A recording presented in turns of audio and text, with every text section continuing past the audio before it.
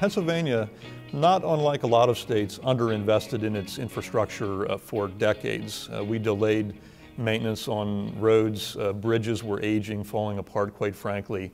Pennsylvania needed to readdress this issue and get serious about where we were in the term, and specifically on the number of failing bridges that we had, bridges that were structurally deficient. And that, I think, became sort of the driver for this process. Roadways were being weight limited along with the bridges. To get our people and our equipment to jobs, it was a logistical nightmare, so to speak. You'd have a job 2 hours away and it would spend you all day to get your equipment there, just because of the weight restrictions. Since 1997 or 96, we really haven't had any kind of a fee increase that was substantial enough to support anything. And we had deteriorating conditions here that are unbelievable. I think there is a realization across the state that we did have had a serious problem.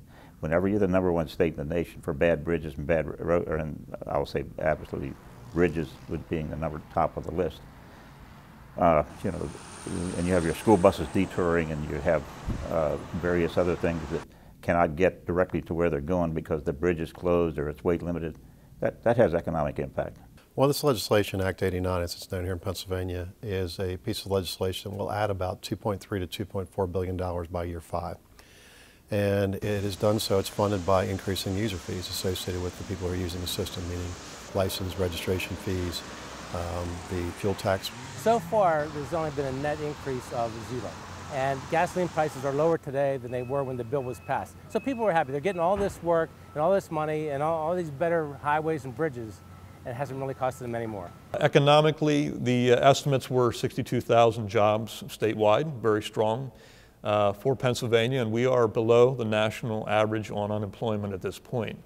I think I have to believe that some amount of the good news we have on employment is related to some of this infrastructure activity. We're probably going to deliver between $2.3 and $2.4 billion of improvements this year, which is about $250 million more, depending on where we come in at the end of the year, than we initially estimated and promised. So I would say not only are we on schedule, but we're ahead of schedule for delivering the benefits of Act 89. It has allowed us to raise our profit margins a little bit. It creates more jobs. It has a healthier work atmosphere for my employees.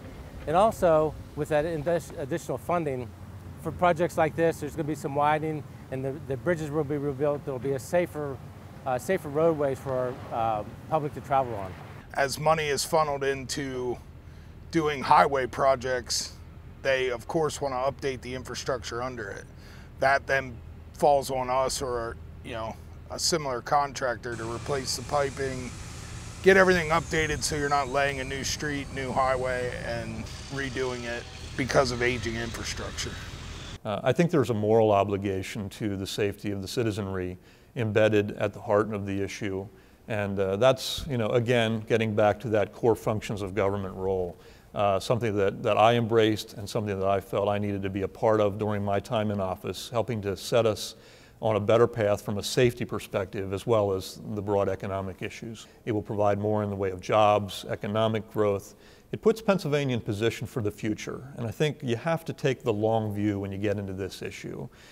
We had 30 years of deferred maintenance. We stepped up to the plate. We dealt with our critical issue.